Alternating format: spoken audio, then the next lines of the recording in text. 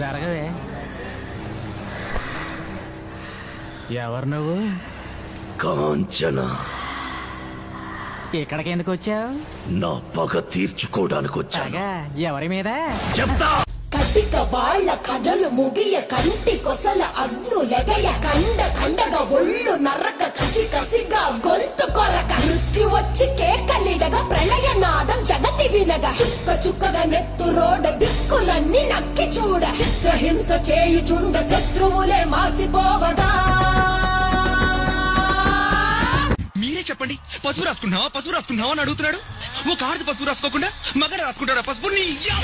హోరు గాలి లాగా వచ్చరా, నిన్ను నరికి పోగులెట్ట వచ్చరా.